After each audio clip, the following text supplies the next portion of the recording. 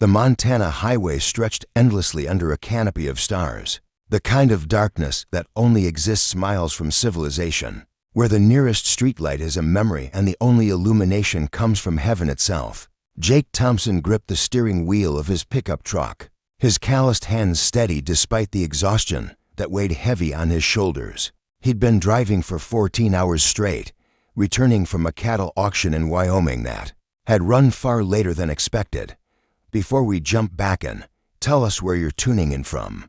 And if this story touches you, make sure you're subscribed because tomorrow, I've saved something extra special for you. At 38, Jake had built an empire from nothing. Thompson Ranch sprawled across 8,000 acres of pristine Montana wilderness, home to prize-winning quarter horses and the most successful cattle operation in 3 counties. His great-grandfather's modest homestead had grown into something that would have been unimaginable to the Irish immigrant who'd first claimed this land in 1887. But wealth had never changed Jake's fundamental nature. He still rose before dawn, still worked alongside his ranch hands, and still drove himself to these auctions rather than sending an employee. The headlights of his F350 carved through the darkness, illuminating the yellow center line that had become his guide home. Jake was thinking about the 14 head of prime Angus he'd successfully bid on, when something unusual caught his peripheral vision. A flicker of movement in the tall grass beside the highway, too large to be a deer, too deliberate to be random. He slowed the truck, squinting through the windshield. There, barely visible in the darkness, was what appeared to be a human figure stumbling through the roadside vegetation. Jake's heart rate spiked as he recognized the universal signs of someone in distress: erratic movement, obvious disorientation, the desperate way the figure seemed to be fleeing rather than simply walking. Without hesitation, Jake pulled onto the gravel shoulder and killed the engine. The sudden silence was profound, broken only by the gentle ticking of cooling metal and the distant call of a night owl. He grabbed the heavy-duty flashlight from his glove compartment and stepped out into the cool mountain air. "Hello?" he called out, his voice carrying across the empty landscape. "Are you all right? Do you need help?" The figure froze at the sound of his voice, and Jake could sense the fear radiating from whoever was hiding in the darkness. He'd dealt with enough spooked animals to recognize the posture of something terrified and cornered, moving slowly, deliberately, broadcasting his intentions. Jake approached with the careful respect he'd learned from years of working with traumatized horses. "I'm not going to hurt you," he said, keeping his voice low and calm. "My name is Jake Thompson. I live about 20 miles up the road. I just want to make sure you're safe." As his flashlight beam swept across the tall grass, Jake caught his first clear glimpse of the person who would forever change his understanding of human cruelty and resilience. She was young, couldn't have been more than 19 or 20, with tangled dark hair that hung in matted curtains round a face that bore the unmistakable signs of recent violence. Her left eye was swollen nearly shut, her lips split and crusted with dried blood. But it was her clothes that made Jake's stomach clench with recognition. A sequin dress that was far too small, torn fishnet stockings, and heels that had clearly never been designed for walking across rough terrain. She stood frozen in his flashlight beam like a deer caught in headlights, but there was something in her posture that spoke of a different kind of wildness, not the innocent fear of a forest creature, but the hard-won wariness of someone who had learned that human contact usually meant pain. "Jesus." Jake breathed, taking in the full scope of her condition. Beyond the obvious injuries, she was clearly malnourished, her collarbones sharp beneath skin that had the grayish pallor of someone who hadn't seen proper nutrition in months. Her bare arms were covered in bruises in various stages of healing, and Jake's experienced eye recognized the patterns. These weren't accidental injuries. "Ma'am, you're hurt," he said, fighting to keep his voice steady. "Will you let me help you? I can take you to a hospital or call the police." Or, the moment he mentioned authorities, she bolted. Despite her obvious physical distress, she moved with the desperate speed of someone whose survival had depended on being able to run. Jake watched her stumble through the grass, her inappropriate heels catching in the uneven ground, and made a split-second decision that would define both their futures. Rather than pursuing her directly, he jogged back to his truck and drove. slowly alongside her escape route, keeping pace but not crowding her. Through his open window, he continued talking in the same calm tone he'd used with a spooked mare. "I'm not calling anyone," he said, edging the truck forward as she stumbled through a particularly thick patch of vegetation. "No police, no hospitals if you don't want them. But you're going to collapse out here. And this road doesn't see another vehicle until the morning. Mail run. That's at least 6 hours away." She was slowing down now, exhaustion and injury taking their toll. Jake could hear her labored breathing, see the way she favored her left leg with each step. When she finally stopped, leaning heavily against a fence post, he pulled the truck to a complete stop and sat with the engine running, giving her time to make her own decision. "Look," he said, his voice carrying easily across the still night air. "I've got a ranch about 20 miles up this road. It's quiet, it's safe, and there's a woman named Rosa Martinez who's been my housekeeper for 15 years. She's got grandchildren your age and the gentlest heart you'll ever encounter. She can tend to those injuries while you figure out what you want to do next." The girl woman. Jake corrected himself, though she looked impossibly young in her distress turned to look at him directly for the first time. Even in the dim illumination from his truck's interior lights, he could see intelligence in her eyes along with the fear. She was evaluating him, weighing risks, making calculations that no person her age should have had to learn. "I won't lie to you," Jake continued, sensing that honesty might be the only currency that mattered to someone who had clearly been lied to extensively. "I don't know what you're running from, but I can see it was bad. I'm not asking you to trust me completely. I'm just asking you to let me get you somewhere warm and safe for one night. After that, every decision is yours." The silence stretched between them for what felt like hours, but was probably only minutes. Jake found himself holding his breath, surprised by how much he wanted her to say yes, how desperately he wanted to help this stranger who had materialized from the darkness, carrying more pain than anyone should have to bear, finally moving with the careful deliberation of someone who had learned to conserve energy for survival. She began walking toward his truck.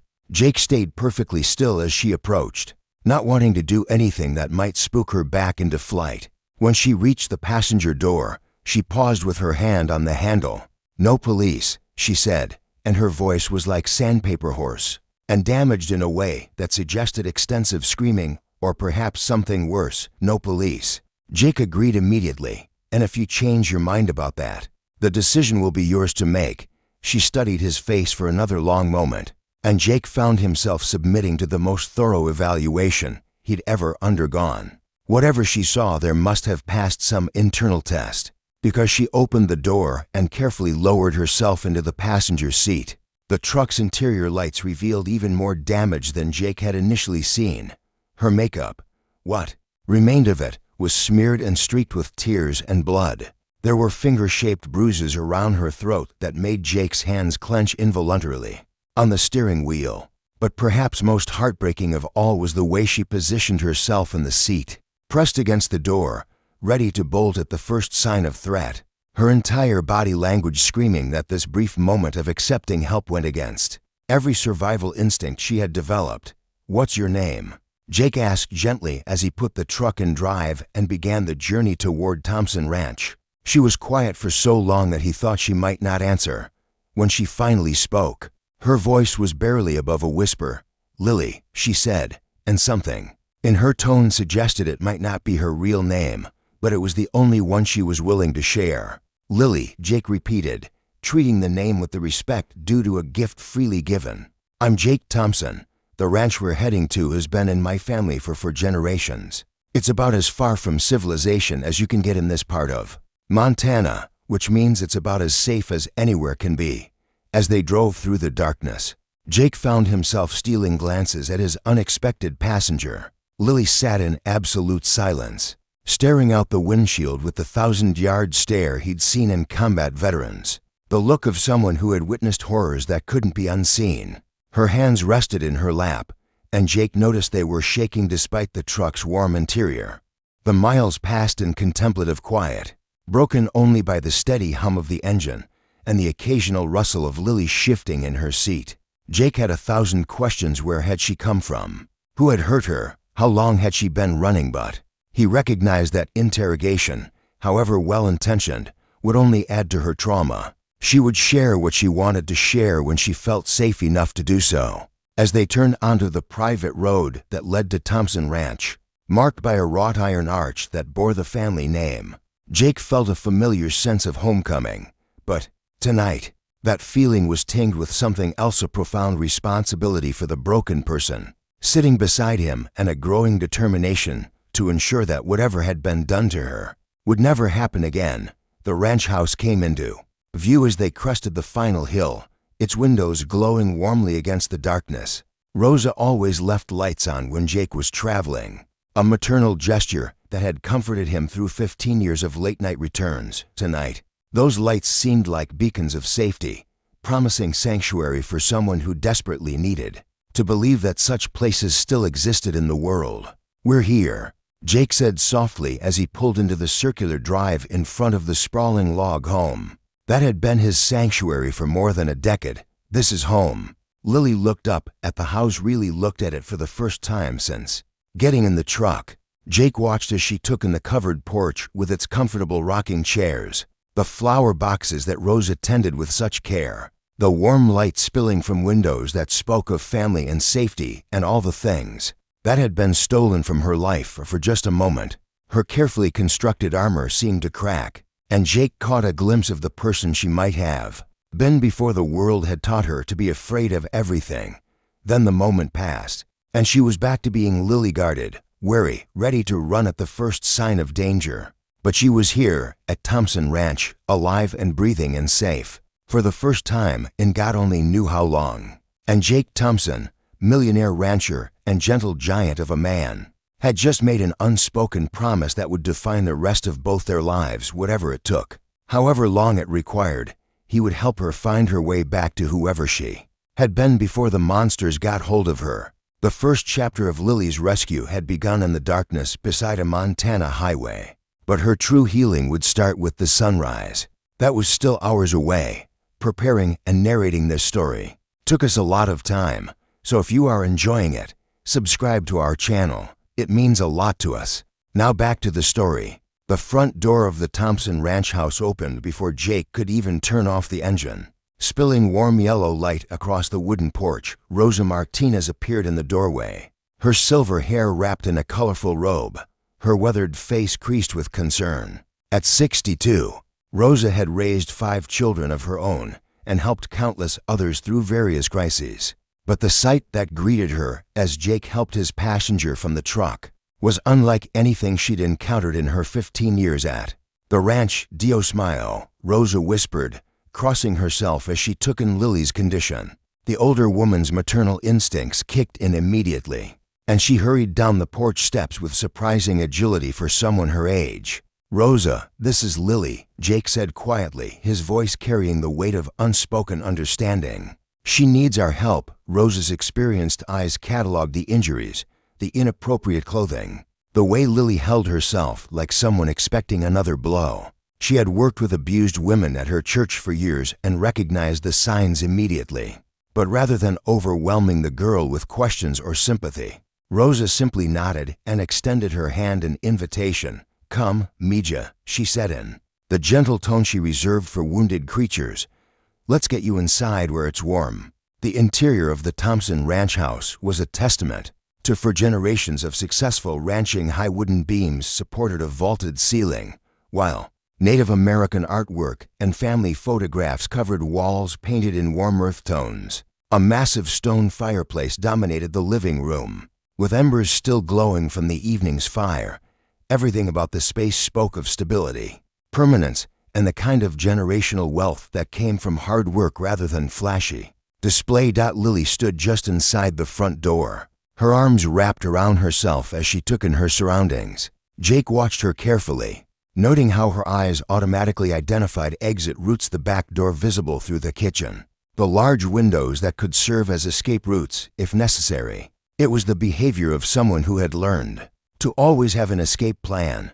"You must be hungry," Rosa said, already moving toward the kitchen with the purposeful efficiency of someone accustomed to taking care of people. "When did you last eat something?" Lily's silence stretched long enough that Jake began to wonder if she would answer at all. When she finally spoke, her voice was barely audible. "I don't remember."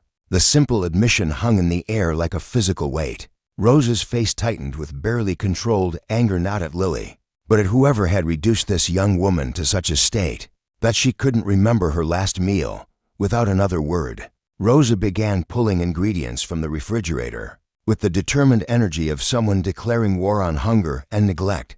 "Jake, take her to the guest room while I prepare something," Rosa instructed. "The blue room at the end of the hall. It has its own bathroom and locks from the inside."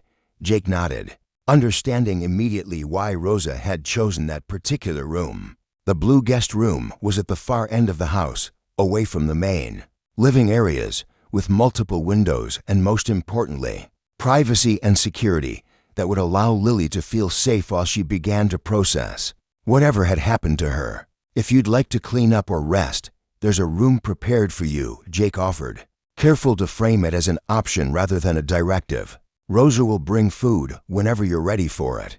There's no schedule here, no expectations. You set the pace for everything." Lily followed Jake down the hallway, her bare feet silent on the hardwood floors. The blue guest room was exactly what its name suggested, painted in calming shades of blue and white, with a queen-sized bed covered in a handmade quilt that Rosa's grandmother had stitched decades earlier. A large window looked out over the ranch's sprawling pastures, though the darkness currently revealed nothing but their own reflections in the glass. "The bathroom is through that door," Jake said, pointing to a doorway that led to a private full bath. "There are towels, soap, shampoo, everything you might need. Rosa will bring some clothes that should fit better than," he gestured vaguely at her torn, inappropriate outfit, then stopped himself. "I'll leave you to get settled." As Jake turned to leave, Lily's voice stopped him at the doorway. "Why are you helping me?" The question was so quietly spoken that Jake almost missed it, but the weight behind it was unmistakable. She wasn't asking out of gratitude, she was asking because experience had taught her that help always came with a price, and she was trying to calculate what that price might be. Jake turned back to face her, this broken young woman who stood in his guest room like a frightened animal ready to bolt. In the warm lamplight, the full extent of her injuries was even more apparent. Beyond the obvious facial trauma, he could see rope burns around her wrists, partially hidden by the sleeves of her dress. The sight made his stomach clench with fury at whoever had done this to her, because no one should have to go through whatever you've been through alone, he said simply, "and because I believe everyone deserves a safe place to heal." Lily studied his face with the intensity of someone who had learned to read people's true intentions for survival. Whatever she saw there seemed to satisfy some internal test, because she nodded slightly and moved toward the bathroom door. "Thank you," she whispered, and disappeared into the bathroom, the sound of the lock clicking behind her providing the first real security she'd felt in longer than she could remember. Jake stood in the hallway for a moment, listening to the sound of running water and fighting the urge to punch something. In his 38 years, he'd seen plenty of cruelty, the casual brutality that some people inflicted on animals, the way poverty and desperation could drive people to desperate acts. But this was different. This was systematic, deliberate human trafficking, and the evidence was written across Lily's body in bruises and scars that told a story he wasn't sure he was prepared to hear. He found Rosa in the kitchen, her hands working efficiently as she prepared what appeared to be enough food for a small army. The familiar ritual of cooking seemed to be calming her as much as it would nourish Lily. Rosa had always processed stress through caring for others. "How bad is it?" Jake asked quietly, settling onto one of the bar stools that surrounded the large kitchen island. Rosa paused in her chopping of vegetables for soup, her knife suspended above the cutting board. "Bad enough that she's been sold, Jake. That dress, those shoes, the way she holds herself, I've seen it before at the shelter in town. Some pendejo has been selling her body, and from the looks of it, it's been going on for a while." The words hit Jake like a physical blow. He'd suspected as much from the moment he'd seen her on the highway, but hearing it confirmed by Rosa, who had experience with these situations, made it real in a way that left him feeling sick with rage. "What do we do?" he asked, though part of him already knew the answer. We give her time, Rosa said firmly, resuming her food preparation with renewed vigor. We give her safety and food and clean clothes, and the space to remember that not all people are monsters. And when she's ready, if she's ever ready, we help her figure out what comes next. Should we call someone, social services, or no? Rosa interrupted, her voice sharp with protective instincts. Not until she's ready. You saw how she reacted when you mentioned police. These girls, they've been taught that authorities are just another kind of enemy. Sometimes they're right. Jake nodded, understanding the logic even as part of him chafed at not taking immediate action against whoever had done this. But Rosa was right. Lily's healing had to come first, before justice, before anything else.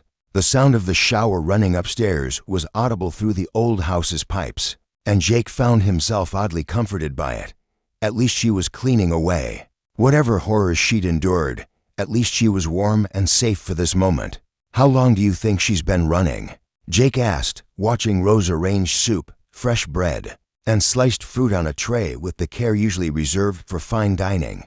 Hard to say.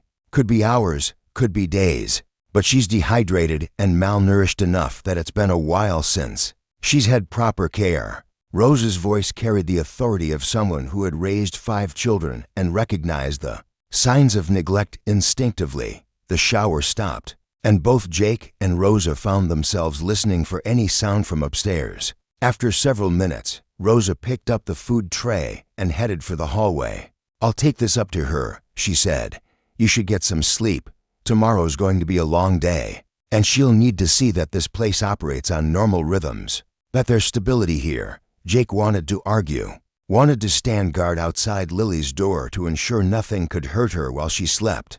But he recognized the wisdom in Rose's words. Part of healing would be learning that safety could be assumed rather than constantly fought for. As Rosa climbed the stairs with the food tray, Jake made his own rounds through the house, checking locks, setting the security system, performing the nightly rituals that had become second nature after years of living alone on a remote ranch. But tonight, these actions felt different. Tonight, he wasn't just securing his own property. He was creating a fortress around someone who needed protection more than anyone he'd ever encountered. Upstairs, Rosa knocked gently on the blue guest room door. Lily, I have some food for you, and some clothes that should fit better. The door opened just wide enough for Rosa to see that Lily had found a bathrobe hanging in the bathroom and wrapped herself in it. Her hair was clean and combed back from her face, revealing features that were naturally beautiful despite the injuries. But more importantly, some of the gray pallor had left her skin, replaced by the pink flush that came with feeling truly clean for the first time in too long. Thank you, Lily said, accepting the tray of food with hands that only shook slightly. Rosa noticed that she stood back from the door, not inviting further contact, but not fleeing either. The clothes are on the bed, Rosa said. Gently, jeans, sweaters, undergarments, socks, everything you might need. They belonged to Jake's sister before she moved to California. She's about your size. Lily nodded, her eyes fixed on the food tray with an intensity that spoke of true hunger. Rosa backed away from the door, giving her space. If you need anything at all, my room is downstairs at the back of the house. Don't hesitate to wake me. As Rosa descended the stairs, she found Jake sitting at the kitchen table with a cup of coffee, staring out the window at the darkness beyond. She settled into the chair across from him, noting the tension in his shoulders, the way his hands gripped the mug. She'll be okay, Rosa said quietly. It will take time, but she's strong. Anyone who survived whatever she's been through and still managed to escape has strength most people never discover in themselves. Jake nodded, but his expression remained troubled. I keep thinking about whoever's looking for her. People like that don't just let their property walk away. That's why she's here. Rosa reminded him, this ranch is the middle of nowhere, and you've got enough security to handle whatever comes. Plus, you're not exactly helpless if someone decides to make trouble. It was true. Jake's military background, combined with the natural protectiveness that came from managing thousands of acres and valuable livestock, made him a formidable opponent for anyone foolish enough to threaten what was his. And somehow, in the space of a few hours, Lily had become his to protect. Upstairs, Lily sat on the edge of the bed with the food tray balanced on her knees, eating with the careful control of someone who had learned not to waste any opportunity for nourishment. The soup was rich and warming, made with obvious care rather than thrown together from cans. The bread was homemade, still slightly warm from the oven. Even the fruit had been carefully selected and arranged. Everything about the meal spoke of abundance, of a household where food was prepared with love rather than rationed out as a reward for compliance. It was so different from her recent experience that Lily found herself crying as she ate, not from sadness, but from the overwhelming relief of being treated like a human being worth caring for. Through the window, she could see the vast expanse of ranch land stretching into darkness, illuminated only by occasional security lights and the star-filled Montana sky. The sheer size of the space felt both intimidating and liberating. There was now here to hide, but also endless room to run, if running became necessary. For the first time in months, or was it years, Lily allowed herself to consider the possibility that she might actually be safe. The door had a lock that worked from the inside. The window could serve as an escape route if necessary, and the people downstairs seemed genuinely concerned for her welfare rather than calculating her value. As she finished eating and changed into the clean clothes Rosa had provided, jeans that fit perfectly, a soft sweater that smelled like lavender, undergarments that weren't torn or stained, Lily began to feel almost human again. The face looking back at her from the bathroom mirror was still bruised and swollen, but it was clean and belonged to someone with a bed to sleep in and food in her stomach. She turned off the lights and settled under the handmade quilt, her body finally beginning to relax for the first time in longer than she could remember. Through the walls, she could hear the gentle sounds of a house settling for the night, creaking wood, the distant hum of appliances, the quiet murmur of voices from downstairs as Jake and Rosa discussed whatever needed discussing. Normal sounds, safe sounds, the sounds of people who weren't calculating her worth or planning her next sale. For the first time since her nightmare began, Lily allowed herself to believe that tomorrow might be better than today. It was a dangerous hope. Hope had been beaten out of her systematically over months of captivity. But lying in a real bed with a full stomach and clean clothes, she couldn't quite suppress it. Outside her window, Thompson Ranch settled into its nightly rhythms, 8,000 acres of Montana wilderness standing guard around one small, broken girl who was just beginning to remember what safety felt like. The Montana sunrise painted the sky in shades of amber and rose, casting long shadows across Thompson Ranch's rolling pastures. Jake had been awake since 4:30, as was his custom, but instead of heading straight to the barn for morning chores, he found himself lingering in the kitchen with his coffee, listening for any sounds from upstairs that might indicate how their unexpected guest had slept. Rosa emerged from her room at the back of the house, already dressed and ready for the day despite the early hour. At 62, she maintained the disciplined schedule of someone who had spent decades caring for others.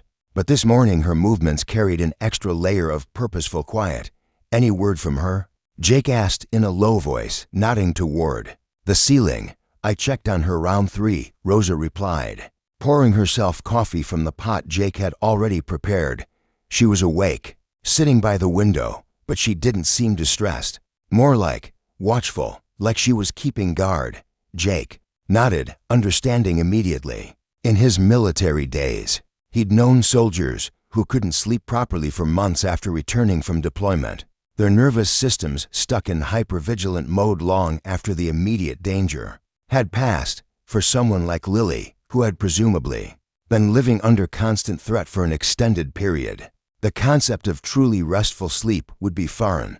"What's the plan for today?" Rosa asked, settling into her chair at the kitchen table with the familiarity of 15 years of shared morning conversations. "I was thinking we keep everything as normal as possible," Jake said, staring out the window at the barn where his foreman, Tommy Chen, was already beginning the daily routine of feeding and checking on the horses. "She needs to see that this place operates on predictable rhythms, that there's stability here. Maybe she'll feel safe enough to venture outside her room if she knows what to expect." Rosa nodded approvingly. "I'll prepare breakfast enough for 3, but no pressure if she's not ready to join us. Sometimes just smelling normal food cooking can be comforting for people who've been living in survival mode. As if summoned by their conversation, the sound of quiet footsteps on the stairs announced Lily's presence. Jake and Rosa exchanged glances, both instinctively modifying their body language to appear less threatening. Rosa remaining seated, rather than jumping up to help, Jake turning only slightly rather than facing her directly. Lily appeared in the kitchen doorway wearing the jeans and sweater Rosa had provided, her dark hair pulled back in a simple ponytail that revealed the full extent of the bruising on her face. In the morning light, the damage looked even worse. The swelling around her left eye had increased overnight, and there were additional marks visible on her neck that hadn't been apparent in the dim lighting the night before. But what struck Jake most was her posture. She stood perfectly still in the doorway, her hands at her sides, her head slightly bowed, the stance of someone who had been trained to await permission before moving or speaking. It was a level of conditioning that spoke 2 months, possibly years, of systematic control and abuse. "Good morning, Mija," Rosa said gently, not moving from her seat but offering a warm smile. "Did you sleep at all?" Lily's response was barely audible. "Some." "That's more than I expected," Rosa said matter-of-factly, treating the admission as perfectly normal rather than something to be concerned about. "Sleep comes back gradually when you feel safe. I'm making breakfast, nothing fancy, just eggs and toast and some of that bacon Jake pretends he doesn't love, despite everything." The corners of Lily's mouth twitched slightly at Rosa's gentle teasing of her employer. It was the first hint of anything resembling normalcy they'd seen from her, and both Jake and Rosa were careful not to react too strongly to the small breakthrough. "You're welcome to join us, or I can prepare a tray for your room," Rosa continued, maintaining the same casual tone. "Whatever feels right for you this morning." Lily remained in the doorway for several long moments, clearly wrestling with some internal debate. Jake continued sipping his coffee, giving her space to make the decision without feeling observed or pressured. Finally, moving with the careful deliberation of someone testing boundaries, she took a single step into the kitchen. "Here is fine," she said quietly, then added even more quietly, "if that's okay." "More than okay," Jake said, standing slowly and moving to pull out a chair at the kitchen table, not the one closest to him, but the one that offered the clearest view of both entrances to the room. "Rosa makes the best breakfast in 3 counties. You're in for a treat." As Rosa began cooking, the kitchen filled with the comfortable sounds and smells of a normal morning routine. Bacon sizzled in the pan, bread popped up from the toaster, and coffee percolated on the counter. Jake found himself grateful for Rosa's presence where his own instincts ran toward direct action and problem solving. Rosa understood the subtler work of creating an environment where healing could begin. Lily sat perfectly still in her chair, her hands folded in her lap, her eyes constantly moving between the kitchens to entrances. Jake recognized the behavior from his own post-deployment adjustment period, the need to maintain tactical awareness even in safe environments, the inability to truly relax until every potential threat had been assessed and cataloged. "The wrench has been in Jake's family for generations," Rosa said conversationally as she flipped eggs in the pan. "His great-grandfather started with about 100 acres and a handful of cattle. Now look at it, 8,000 acres, prize-winning horses, cattle operation that supplies beef to restaurants in 5 states. Jake shot Rosa a grateful look, understanding that she was providing Lily with information about their situation without making it feel like an interrogation. Background details that would help Lily understand the kind of people she was dealing with, the resources available to protect her, and the legitimate nature of Jake's wealth and influence. "What kind of horses?" Lily asked suddenly, the question emerging so quietly that Jake almost missed it. It was the first unprompted question she'd asked since arriving, and Jake felt a small surge of hope at this sign of curiosity overcoming caution. "Quarter horses, mostly," Jake replied, keeping his tone casual despite his excitement at her engagement. "We breed them for cattle work and rodeo competition. There's also a small herd of wild Mustangs that I've been working with, horses that were rounded up by the Bureau of Land Management and would have been euthanized." if they hadn't found sanctuary here. Something shifted in Lily's expression at the mention of rescued animals. It was subtle, a slight softening around her eyes, a barely perceptible decrease in the tension she carried in her shoulders. Jake filed the information away as potentially significant. Rosa placed a plate in front of Lily loaded with scrambled eggs, crispy bacon, and buttered toast. The portion was generous, but not overwhelming, and Jake noticed that Rosa had cut everything into manageable pieces, a small consideration that showed her understanding of how trauma could affect even basic functions like eating. "Thank you," Lily whispered, staring down at the plate with an expression that suggested she was still processing the reality of abundant food prepared with care rather than grudgingly provided as a necessity. They ate in comfortable silence, punctuated only by the normal sounds of breakfast and the distant lowing of cattle being moved to fresh pasture. Through the kitchen window, they could see Tommy and 2 other ranch hands working with the horses in the near corral, their voices carrying across the morning air as they discussed the day's tasks. Jake found himself studying Lily's profile as she ate, noting the way she took small, careful bites and chewed thoroughly, behavior that suggested either recent dental problems or ingrained fear of food scarcity. She held her fork like someone who had learned to eat quickly when the opportunity rose, but was now forcing herself to go slowly in this safer environment. "Those men outside," Lily said suddenly, her voice tight with anxiety as she watched the ranch hands through the window. Do they know I'm here?" Jake and Rosa exchanged glances, both recognizing the fear behind the question. To someone who had been trafficked, the presence of unknown men represented potential danger, potential buyers, potential threats to the fragile safety she was just beginning to trust. "Tommy Chen has been my foreman for 8 years, Jake said. Carefully, Marcus Williams and his son David worked the cattle operation. They're good men, family men with wives and children of their own. But no, they don't know you're here, and they won't unless you decide you want to meet them." The relief that crossed Lily's face was unmistakable. Jake made a mental note to adjust the day's work assignments to ensure the ranch hands stayed focused on the far pastures, away from the house and any areas where Lily might want to venture. "The ranch employs 12 people total," Rosa added, understanding the importance of Lily knowing exactly who was on the property. "Besides Tommy, Marcus, and David, there's Elena, who comes twice a week to help with deep cleaning, and various seasonal workers during calving and harvest. But this house has always been private. The hands respect that boundary." After breakfast, Jake excused himself to handle morning chores, but not before extending an invitation that he tried to make sound as casual as possible. "If you're interested, the horses are usually brought in from the far pastures around 10 o'clock, he said, clearing his plate and coffee cup with practiced efficiency. "They come right past the kitchen window here, and then down to the near corral where we check them over and rotate them to fresh grazing. Beautiful animals, and they're used to strangers watching from a distance." It was a careful offer, the chance to observe something beautiful and peaceful from the safety of the house, with no pressure to interact or expose herself to potential risk.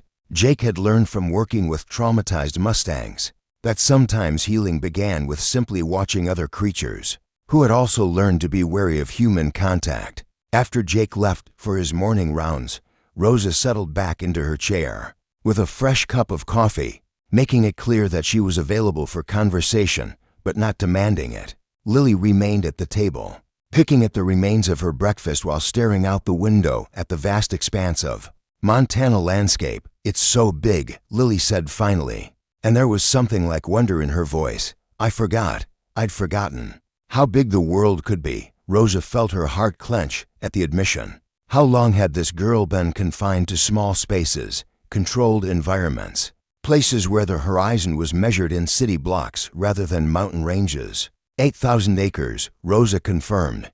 Takes Jake 20 minutes to drive from one end of the property to the other, and beyond that, it's mostly national forest and other ranches for hundreds of miles. Space to breathe, space to think, space to remember who you are when nobody's watching. They sat in companionable quiet for nearly an hour, watching the morning light strengthen and change across the pastures. Lily seemed mesmerized by the view, the way the grass moved in the wind, the distant cattle grazing peacefully, the mountains that rose like ancient guardians on the horizon. At exactly 10 o'clock, the sound of hoof beats announced the arrival of the horses Jake had mentioned. Lily pressed closer to the window as nearly 30 magnificent quarter horses came into view, their coats shining in the morning sun, as they moved with the fluid grace that had made them legendary among cattlemen. But it was when the Mustangs appeared that Lily's breath caught audibly in her throat. These horses were different, wilder, more alert, moving with the cautious intelligence of creatures who had learned that survival depended on constant vigilance. Their leader, a magnificent black stallion with white markings, kept himself between his herd and the human activity near the barn, ready to lead them to safety at the first sign of threat. "They're beautiful," Lily whispered, and for the first time since her arrival, her voice carried genuine emotion rather than carefully controlled monotone. "Jake saved them from being put down," Rosa said, watching Lily's face as she absorbed the sight of the rescued horses. "The government rounds them up when there are too many for the land to support, and most end up euthanized because there's nowhere for them to go.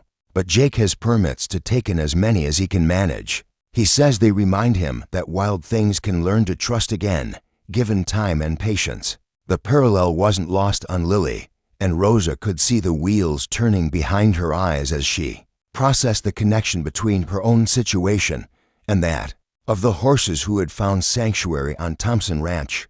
Both had been marked for disposal by systems that saw them as problems to be solved, rather than lives worth saving. As the day progressed, Lily began to venture slightly beyond the kitchen, always staying close to exits and always maintaining visual contact with Rosa. She explored the living room, running her fingers over the spines of books in Jake's extensive library, studying the family photographs that chronicled for generations of Thompson ranchers. She paused longest at a picture of Jake in military dress uniform, his younger face serious beneath the formal cap.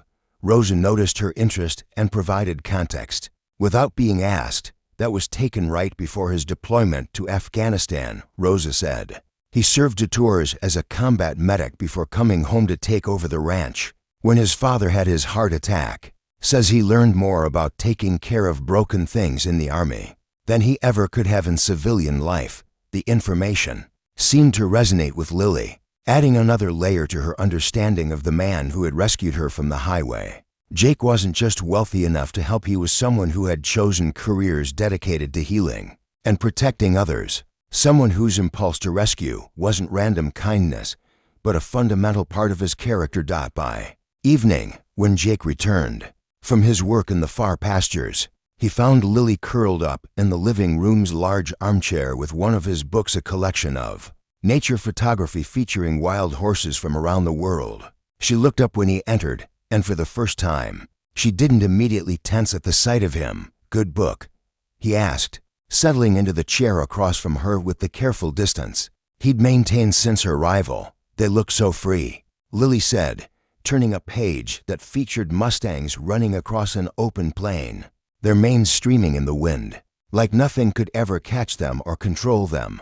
"That's the dream," Jake agreed. "Freedom to run, space to roam, the choice to trust or not trust based on your own judgment rather than someone else's control." Their eyes met across the room, and in that moment, both of them understood that they were talking about more than horses. They were talking about the possibility of healing, about the long journey from captivity to freedom, about the hope that wild things, whether horses or humans, could learn to trust again when given time, space, and unconditional safety. Outside the large windows, Thompson Ranch settled into its evening rhythms under a canopy of stars that seemed close enough to touch. Somewhere in the distance, the rescued Mustangs grazed peacefully in their secure pasture, proving daily that even the most traumatized creatures could find sanctuary when they encountered people who understood that healing couldn't be rushed, only supported. For Lily, sitting in a comfortable chair with a book in her hands and the distant sound of horses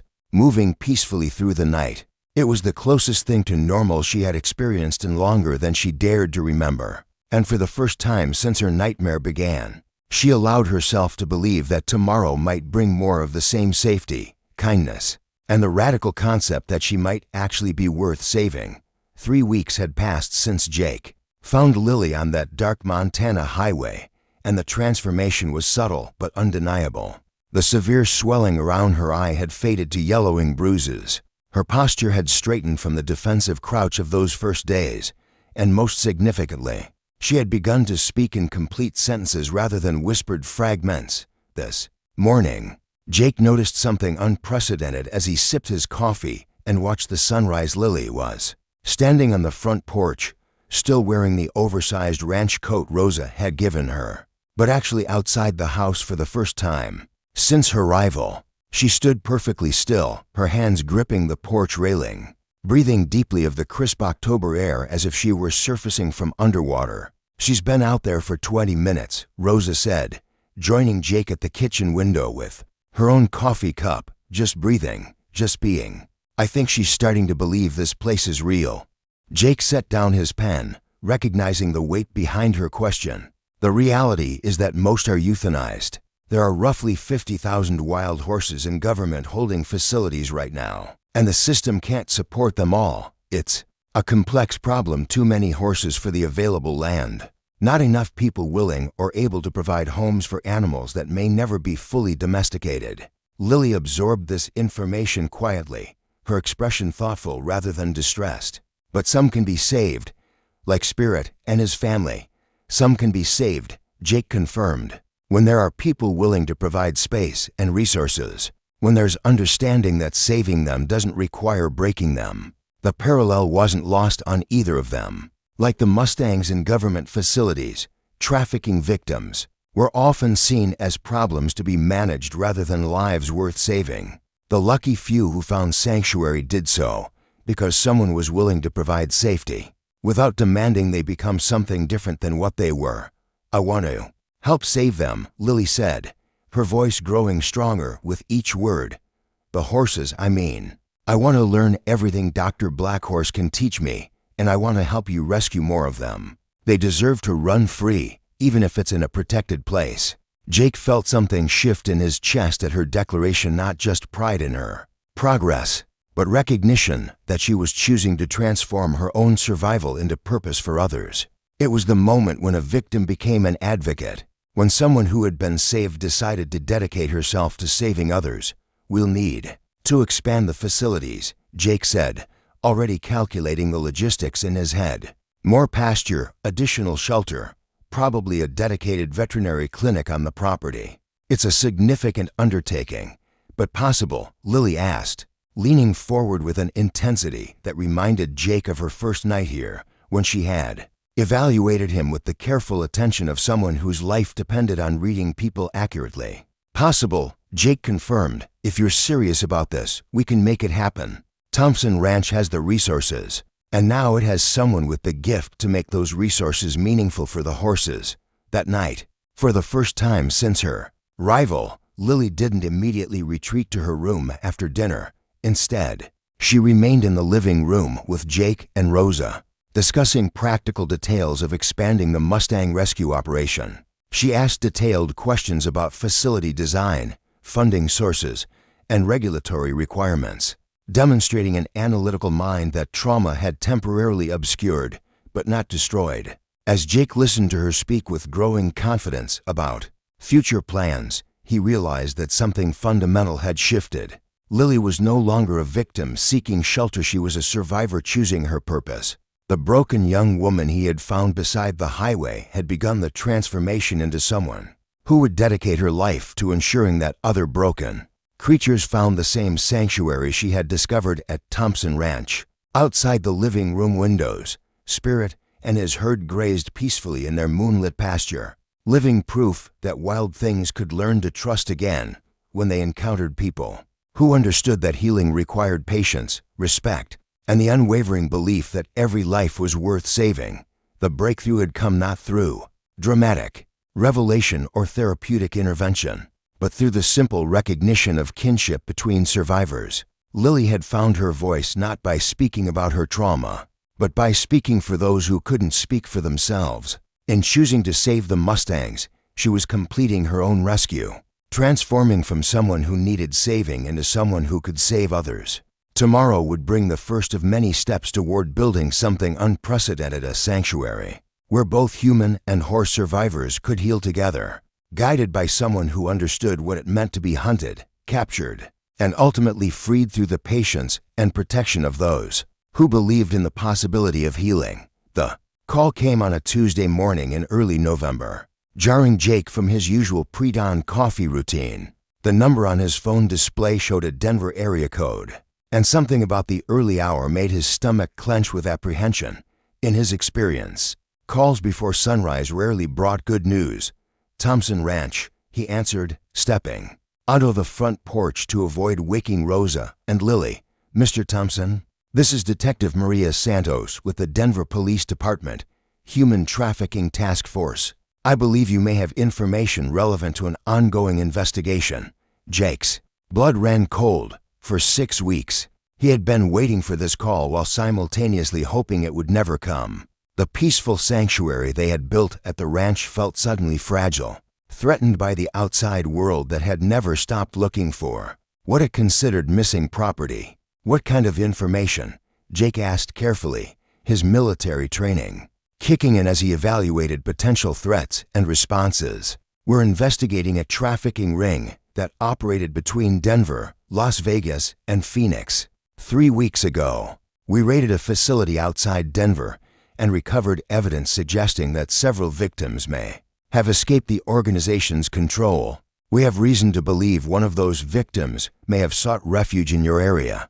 Through the kitchen window, Jake could see Rosa moving around the kitchen, beginning her morning preparations. Upstairs, a light had come on in Lily's room. She had become an early riser like the rest of them, finding comfort in the predictable rhythms of ranch life.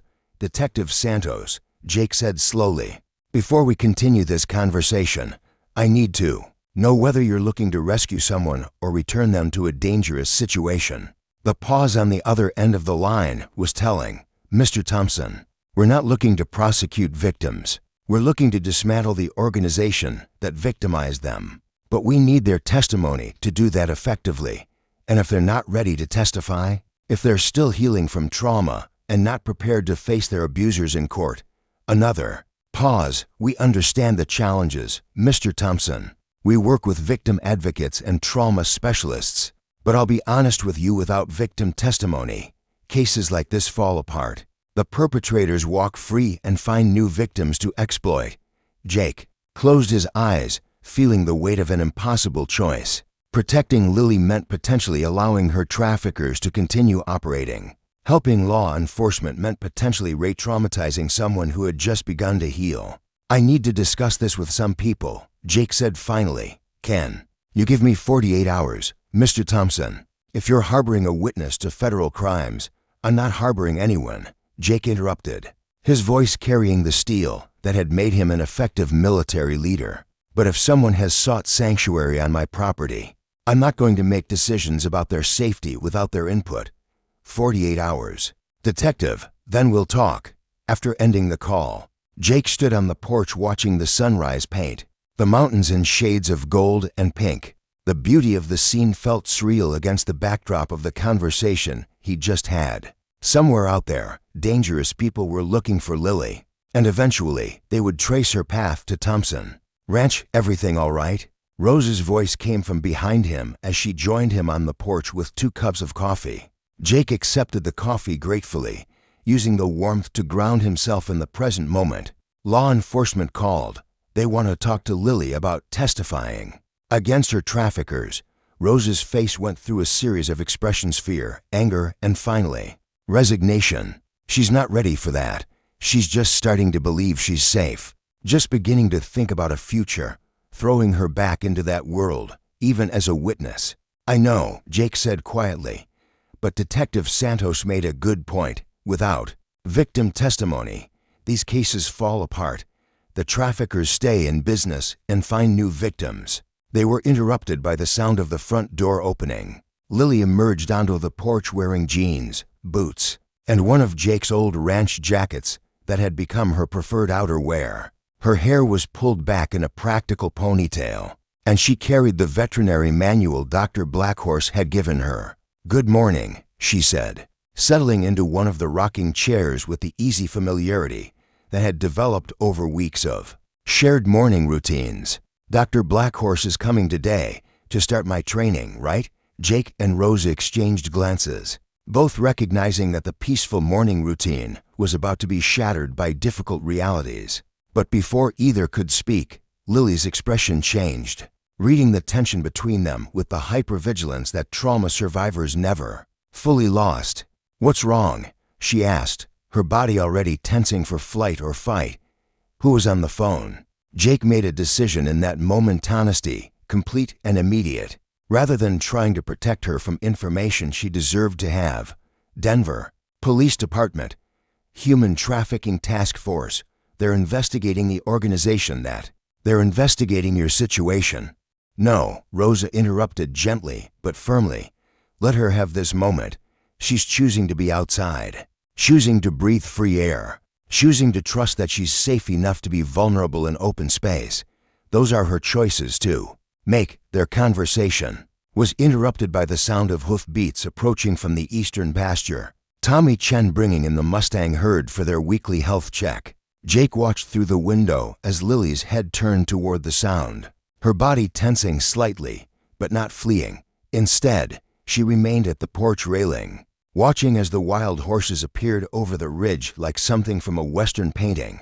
The Mustang stallion, whom Jake had named Spirit for his indomitable will, led his herd with the magnificent pride that had kept them alive in the wilderness. Behind him came 17 mares and foals, their coats ranging from coal black to silver gray, all moving with the fluid coordination of a family unit that had learned to survive together. What happened next surprised everyone, including Lily herself. As the horses approached the corral area visible from the porch, she made a sound, a soft, musical call that wasn't quite a whistle, but carried across the morning air with startling clarity. Spirit's head came up immediately, his dark eyes focusing on the figure standing on the porch with laser-like intensity. For a long moment, horse and human regarded each other across the distance. To creatures who had learned to be wary of the world engaging in some form of wordless communication. Then Spirit did something that made Jake's breath catch in his throat. He nickered softly in response, a sound of acknowledgement rather than alarm. "Dios mío," Rosa whispered, her coffee cup forgotten in her hands. "Did you see that?" she called to him, and he answered. Jake was already moving toward the front door, not to interfere, but to witness this unprecedented interaction from a better vantage point. In his 8 years of caring for the rescued Mustangs, Spirit had never acknowledged a stranger, had never shown anything but suspicious tolerance for human presence. The fact that he was responding to Lily suggested something profound about her character, or perhaps about the kinship that existed between survivors. By the time Jake reached the porch, Lily was speaking to the horses in a low, continuous murmur that seemed to flow like music across the morning air. The words were indistinct, but the tone was unmistakable, gentle, respectful, full of understanding for creatures who had learned to be afraid. "You have a gift," Jake said quietly, settling into one of the porch rockers without getting too close to Lily or interrupting her communion with the horses. "My grandmother taught me," Lily replied, and it was the first time she had voluntarily shared anything about her past. She said, "Horses can hear what's in your heart, not just what comes out of your mouth. They know when someone understands what it's like to be hunted." The admission hung in the air between them, layered with implications that Jake didn't push her to explore. Instead, he watched as Spirit moved closer to the porch area, his herd following at a respectful distance, drawn by something in Lily's voice that spoke to their deepest instincts about safety and understanding. "Would you like to meet them properly?" Jake asked after several minutes of observation. "Not today, necessarily, but when you feel ready. They're not like domestic horses. They can't be forced or commanded. Everything has to be their choice, earned through patience and respect." Lily turned to look at him directly, and Jake was struck by how much clearer her eyes had become over the past 3 weeks. The hollow, 1,000-yard stare had been replaced by genuine presence, real engagement with the world around her. "They were captured too," she said. And it wasn't a question, but a statement of recognized kinship, rounded up, taken from everything. They knew, marked for disposal when they couldn't be broken. Yes, Jake confirmed, honoring her insight with straightforward honesty. The Bureau of Land Management captures them when populations exceed what the land can sustain. Most end up in holding facilities or worse. These 17 were scheduled for euthanization when I got the call about available Mustangs. Spirit was considered particularly dangerous because he refused all attempts at domestication. Lily nodded, understanding flickering in her expression. But you didn't try to break him. You let him stay wild while keeping him safe. Freedom and safety aren't mutually exclusive, Jake said, the words carrying weight beyond their discussion of horses. Sometimes the bravest thing is accepting protection while maintaining your essential self. Their conversation was interrupted by the arrival of Dr. Sarah Blackhorse, the veterinarian who handled all of Thompson Ranch's equine medical needs. Jake had deliberately scheduled the Mustang's health check for this morning, knowing that Lily might be interested in observing the process.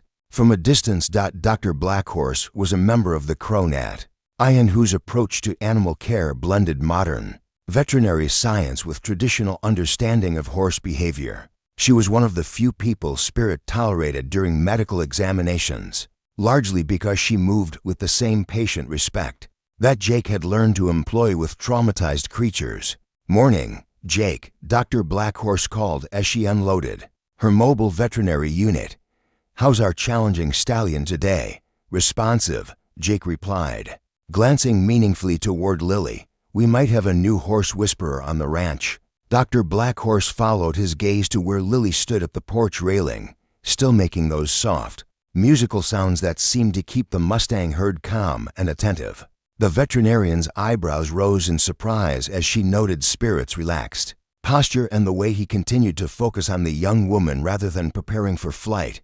Well, I'll be damned, Dr. Blackhorse said quietly. In 12 years of working with that horse, I've never seen him volunteer attention to a stranger. She's got something special. The health check that followed was unlike any Jake had witnessed before. With Lily's continued presence and soft vocalizations from the porch, Spirit remained calm throughout the examination, allowing Dr. Blackhorse to check his eyes, teeth, and hooves with minimal restraint.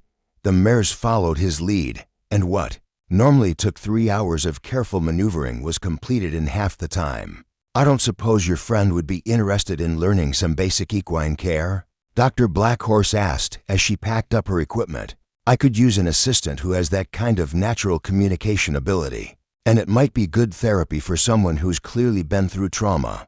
Jake glanced toward Lily, who had been listening to their conversation with obvious interest. The suggestion of meaningful work, of being useful rather than simply protected, seemed to spark something in her expression that hadn't been there before. What would that involve? Lily asked, addressing Dr. Blackhorse directly for the first time.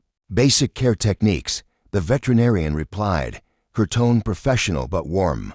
How to read horse body language, recognize signs of illness or injury, assist with routine examinations. Nothing dangerous or overwhelming, just practical skills that would help you connect with these animals while giving you a sense of purpose.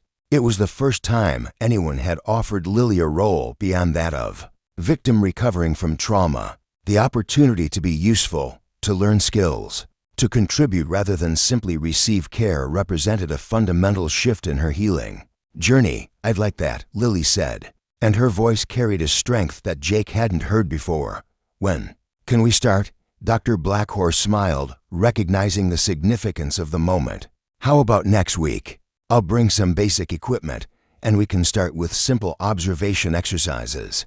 The Mustangs will tell us when they're ready for more interaction. After Dr. Blackhorse left, Jake found himself working alongside Tommy Chen to move the regular quarter horse herd to fresh pasture, but his attention kept drifting to the house where Lily had spent the afternoon reading veterinary care manuals that Dr. Blackhorse had left behind.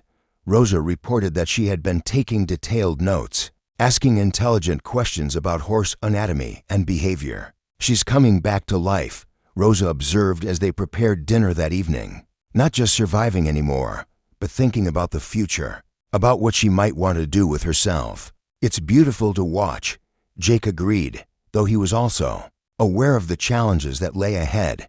Healing from trafficking trauma wasn't linear, and moments of progress could be followed by setbacks triggered by unexpected memories or circumstances. But today had represented something significant the first time. Lily had shown interest in building skills for a future rather than simply enduring the present.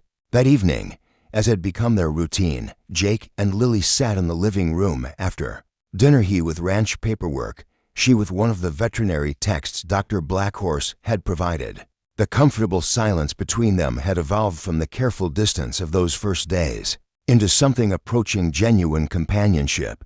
Jake, Lily's voice broke the quiet, carrying a note of uncertainty that made him look up from his ledgers. Yes, the horses that get captured and can't be adopted, what happens to them? The color drained from Lily's face, but she didn't flee. Instead, she gripped the arms of her rocking chair and asked the question that mattered most to someone who had learned not to trust authority figures. Do they want to send me back? No. Jake said immediately. They want you to testify against the people who hurt you. They need victim testimony to prosecute the traffickers and shut down their operation. Lily was quiet for a long time, staring out at the pasture where Spirit and his herd grazed peacefully in the morning light. When she finally spoke, her voice was steady, but filled with a weariness that seemed far older than her years. They sold me 3 times, she said, and it was the first time she had spoken directly about her experience. The first time was in Denver. I was 16, and I thought the man who bought me was rescuing me from the streets. Instead, he kept me locked in a basement apartment for 8 months before selling me to someone in Las Vegas. Rosa reached over and took Lily's hand, offering silent support as the young woman continued her story. The second buyer in Vegas was worse. He had a business, a house where men could come and pay for whatever they wanted. I was there for almost 2 years before I managed to convince him I was valuable enough to sell rather than just use. Lily's voice remained steady, but Jake could see her hands shaking. The third buyer brought me back to Denver. He was supposed to be the permanent owner, the one who would keep me until I was too old or too damaged to be profitable. How did you escape? Jake asked gently, understanding that she needed to tell this story completely, to give voice to experiences that had been silenced by trauma and fear. The house in Denver caught fire, Lily said, and for the first time, a small smile played at the corners of her mouth. Electrical problem, completely accidental, in the chaos of getting everyone out. The man who owned me forgot to secure my restraints properly. I ran, and I kept running until you found me on that highway. The simple statement contained multitudes of suffering, survival, and desperate courage. Jake found himself struggling with emotions. He couldn't name rage at the people who had done this to her, admiration for her strength in surviving it, and a fierce protectiveness that went beyond anything he'd experienced.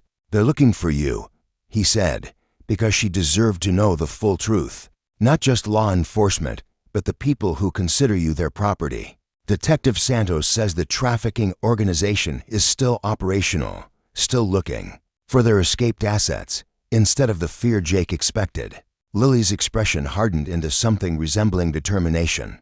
How many other girls are still trapped in that system? The question caught Jake off guard.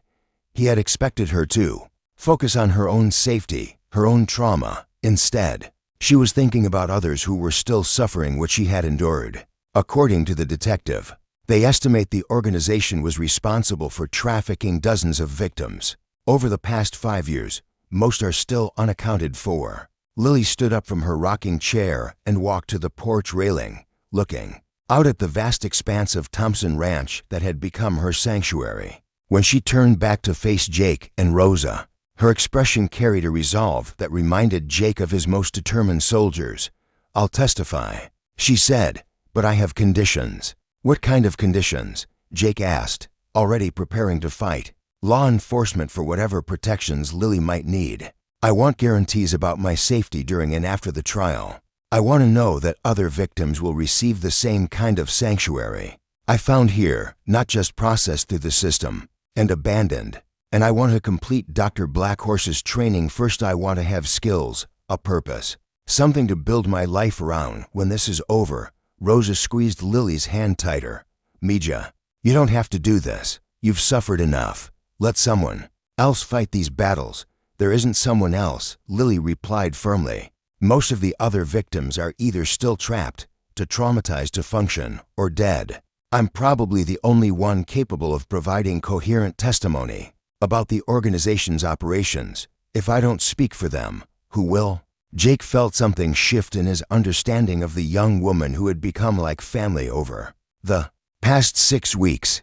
This wasn't just a victim who had survived trauma. This was someone who had been forged by that trauma into an advocate, a fighter, someone willing to face her worst nightmare if it meant protecting others from the same fate.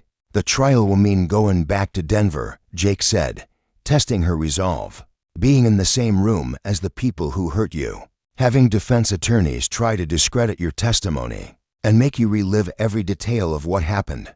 "I know," Lily said simply, "but hiding here forever means they win. It means other girls are still being sold, still being broken, still being treated like property instead of human beings. I can't live with that." Dr. Blackhorse arrived an hour later to find a very different scene than she had expected. Instead of a quiet morning of veterinary training, she walked into a crisis planning session that would determine not just Lily's future, but potentially the fate of an entire trafficking operation. Jake filled her in on the situation while Rosa and Lily prepared coffee and breakfast. Dr. Blackhorse listened with the calm attention of someone who had dealt with trauma in both human and animal populations, understanding the complex intersection of healing and justice. "How long before the trial?" Dr. Blackhorse asked when Jake finished explaining the situation. "Detective Santos says it could be 6 months to a year, depending on how quickly they can build their case and coordinate with federal prosecutors." Dr. Blackhorse nodded thoughtfully.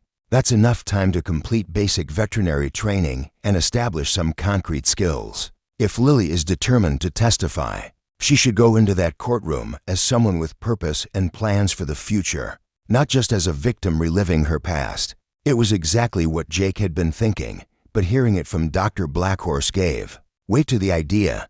Lily needed to enter that courtroom not as a broken girl seeking justice, but as a strong woman who had transformed her suffering into purpose.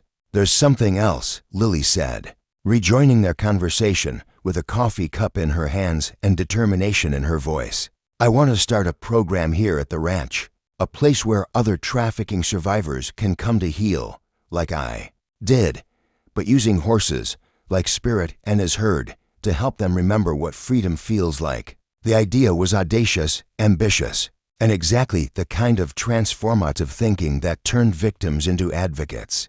Jake found himself grinning despite the seriousness of their situation. "Equine-assisted therapy for trafficking survivors," he said, already visualizing the possibilities. "Rescued horses helping to heal rescued humans. It's brilliant. It's expensive." Rosa pointed out practically and complicated. "You'd need licenses, trained staff, facilities designed for both human and equine populations. Thompson Ranch has the resources," Jake said, his business mind already calculating the logistics. "And we have the land, the horses, and now we have someone with the vision to make it work." Dr. Blackhorse was nodding enthusiastically. "There's precedent for equine therapy with PTSD patients, but nothing specifically designed for trafficking survivors. You could be pioneering an entirely new approach to trauma recovery." As they talked through the morning, plans began to take shape that went far beyond simple testimony at a criminal trial. Lily was envisioning a future where her survival became the foundation for a revolutionary approach to healing others who had endured similar trauma. But first, she would have to face her past in a Denver courtroom, looking her traffickers in the eye and speaking truth to power about crimes that most people preferred not to acknowledge existed. The call to Detective Santos that afternoon established the framework for what would become one of the most significant human trafficking prosecutions in Colorado history. But more importantly, it marked the moment when Lily completed her transformation from victim to survivor to advocate, someone willing to risk her own hard-won peace if it meant preventing others from suffering what she had endured. Outside the ranch house windows, Spirit and his Mustang family grazed peacefully. living symbols of the truth that wild things could learn to trust again. When they found people who understood that freedom and safety weren't mutually exclusive. Tomorrow would bring new challenges, new fears, and the beginning of a legal battle that would test everything Lily had learned about strength and survival. But tonight, she was safe at Thompson Ranch, surrounded by people who believed in her courage and committed to ensuring that her voice would be heard in the fight for justice. The first sign that Lily's past was catching up to them came 3 weeks after her conversation with Detective Santos. Jake noticed the black SUV parked on the public road that bordered the eastern edge of Thompson Ranch, positioned with a clear view of the main house and barn facilities.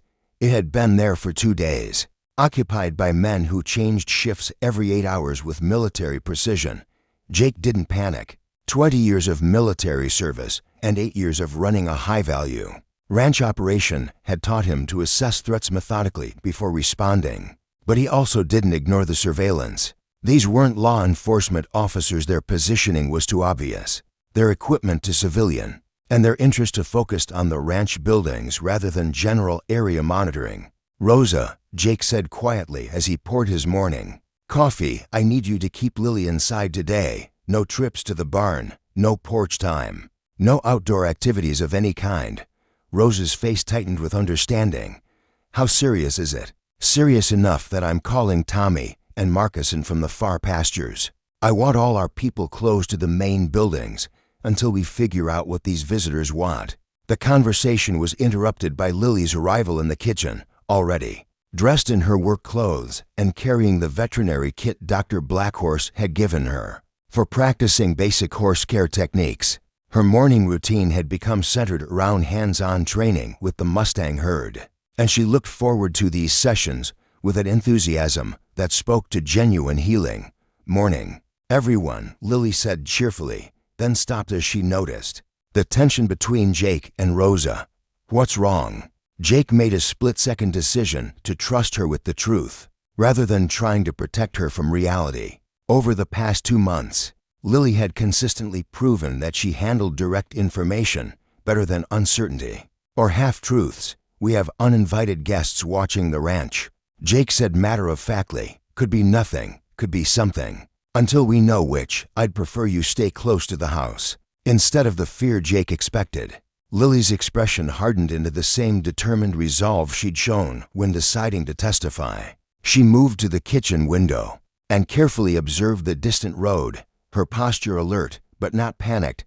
Black SUV, 2 occupants, positioned for surveillance rather than approach. She said after a minute of observation, "They're not law enforcement cops, would have identified themselves by now. These are either private investigators hired by the defense team or..." She didn't need to finish the sentence.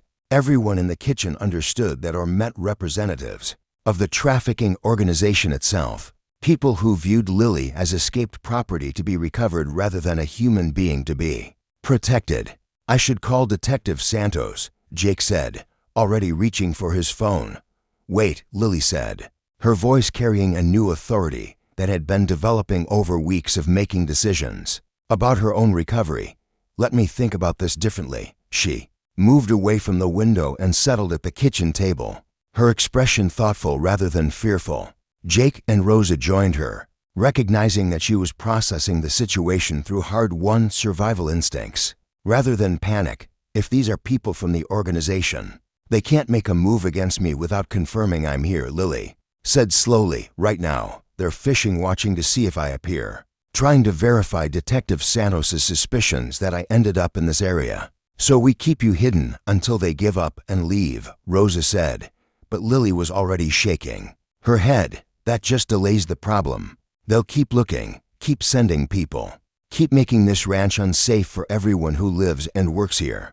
Plus, it means I'm hiding again instead of living." Jake felt a surge of pride at Lily's analytical thinking, even as his protective instincts rebelled against whatever plan she was developing. "What are you suggesting?"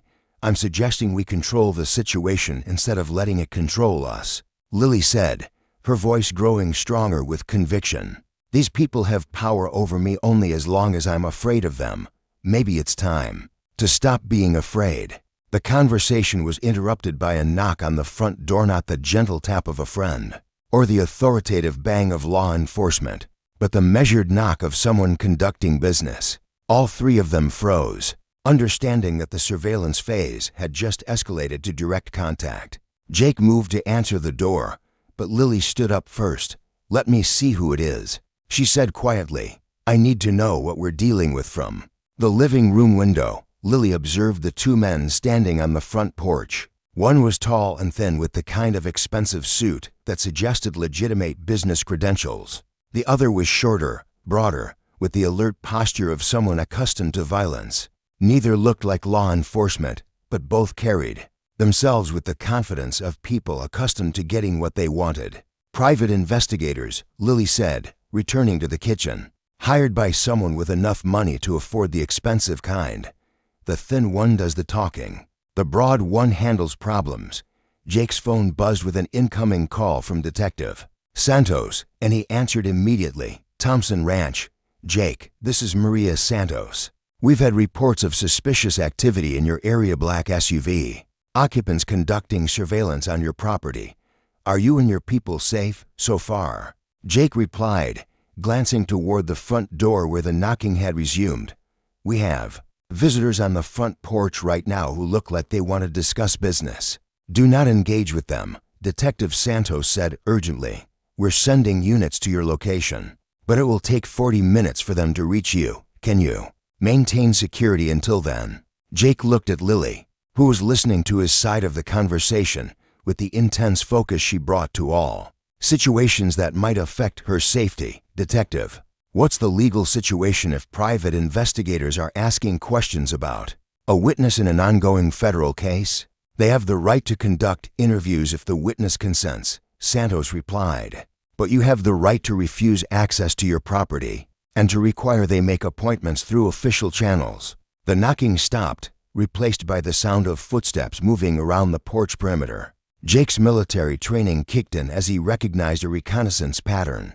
The visitors were mapping the house's layout, identifying entrances and exits, gathering tactical information. "They're not just here to talk," Jake said into the phone, his voice carrying the authority of someone accustomed to command decisions. "These people are conducting surveillance. That goes beyond legal investigation. Stay inside, keep your witness secure, and wait for our units to arrive," Detective Santos instructed. "Do not engage unless they attempt to enter your property illegally." After ending the call, Jake found Lily standing by the gun cabinet he kept locked in the corner of the living room. She wasn't trying to access the weapons, but her positioning suggested she understood their potential necessity. "I know how to use firearms," she said quietly. "The second buyer in Las Vegas taught several of us basic shooting." He said it was insurance in case clients got too rough and needed to be controlled. The casual mention of her trafficking experience in the context of current danger made Jake's stomach clench with rage, but he also recognized the practical value of her skills. If the situation escalated beyond legal maneuvering into actual violence, he would need every advantage available. "Let's hope it doesn't come to that," Jake said, unlocking the cabinet and removing a shotgun that he loaded with practiced efficiency. "But I'm glad you're prepared if it does." Rosa had positioned herself at the kitchen window with a clear view of the barn area, where Tommy and Marcus were bringing the horses in from the far pastures in response to Jake's earlier call. The ranch hands moved with the purposeful efficiency of men who understood that something serious was happening without needing detailed explanations. The sound of a vehicle approaching from the main road made everyone tense, but it was Tommy's pickup truck rather than additional threats. He parked near the house and jogged to the back door, his face grim with concern. "Boss, we've got problems," Tommy said as Rosa let him into the kitchen. "Found tire tracks near the east fence line, where someone's been driving along the property boundary for the past couple nights. Professional surveillance setup. They've been watching us longer than just today." Jake processed this information while keeping one eye on the front windows. Extended surveillance suggested these weren't investigators hired for a specific task, but people with ongoing interest in the ranch's activities. That pointed toward the trafficking organization itself rather than defense attorneys. Tommy, I need you and Marcus to secure the barn and make sure all the horses are accounted for. Jake instructed. These people might try to create diversions or damage property to force us outside. What about calling the sheriff? Rosa asked, though her tone suggested she already knew the answer. Sheriff's department is 40 minutes away, same as Detective Santos's people, Jake replied. We're on our own until law enforcement arrives. A new sound from outside made them all freeze, the unmistakable noise of someone testing door handles and window latches around the house perimeter. The casual boundary testing had escalated to attempted entry, crossing the line from legal investigation into criminal trespass. That's it, Jake said, his military training taking over completely. Lily rose upstairs to the blue guest room. It has the best sight lines and the most secure position. Tommy, you're with me covering the ground floor. But Lily didn't move toward the stairs. Instead, she walked to the front window and looked out at the men who were now openly examining the house's exterior with professional interest. I recognize the shorter one, she said, her voice steady despite the implications. His name is Marcus Volkov. He worked security for the Las Vegas operation, made sure none of us tried to escape, handled discipline when clients complained about our behavior. The identification transformed the situation from uncertain threat to confirmed danger. These weren't investigators or legal representatives. They were enforcers from the trafficking organization. People who viewed Lily as escaped property to be recovered by whatever means necessary. All the more reason to get you somewhere safe. Until Jake began, but Lily interrupted him. No, she said with startling firmness. I'm done hiding from these people. I'm done letting them control my life through fear. If Marcus Volkov is here, it means they've found me anyway. The only question is whether I face them as a victim or as someone who's taken control of her own story before anyone could stop her. Lily walked to the front door and opened it, stepping onto the porch with the kind of calm confidence that came from finally choosing confrontation over concealment. Jake's heart nearly stopped as he watched her face down the two men who had been circling the house. Like predators, Marcus, Lily said, her voice carrying across the porch with crystal clarity. You're trespassing on private property. I suggest you leave before the federal agents arrive. The shorter man, Marcus Volkov, stopped in his tracks, his face showing surprise at being recognized and addressed directly. He had clearly expected to find a frightened victim, not a confident young woman willing to face him openly. Little bird, Volkov said, using what had obviously been Lily's name in the trafficking organization. You've caused a lot of people a lot of trouble. Time to come home. My name is Lily Thompson, she replied, and Jake felt something shift at her use of his surname, a public declaration of belonging and protection. This is my home. You're not welcome here. The confrontation on the porch was interrupted by the sound of approaching sirens. Detective Santos's people arriving faster than expected. Volkov and his partner exchanged glances, recognizing that their window for unofficial action was closing rapidly. This isn't over, little bird, Volkov said, backing toward the porch steps. You belong to people who don't give up their property easily. No, Lily said, and her voice carried the weight of 2 months of healing, weeks of preparation, and the unshakable support of people who believed in her worth. I belong to myself, and I'm never going to stop fighting people like you. As the federal agents' vehicles came into view, Volkov and his partner retreated to their SUV, but not before Volkov delivered a final threat that made Jake's blood run cold. Enjoy your ranch while you can, cowboy, he called to Jake. Protecting stolen property makes you a target too. The federal agents took statements, documented the trespassing incident, and established a protective detail around Thompson Ranch. But the real victory had nothing to do with law enforcement response. Lily had faced her past, directly refused to be intimidated, and publicly declared her transformation from victim to survivor. That evening, as federal agents maintained perimeter security and the ranch settled into an uneasy calm, Lily stood at her bedroom window looking out at the Mustang pasture, where Spirit and his herd grazed peacefully under protective floodlights. I'm not running anymore, she said to Jake and Rosa, who had come to check on her after the day's events. Marcus Volkov and people like him have controlled enough of my life. Tomorrow, I want to call Detective Santos and accelerate the trial timeline. The sooner I testify, the sooner these people are in prison where they belong."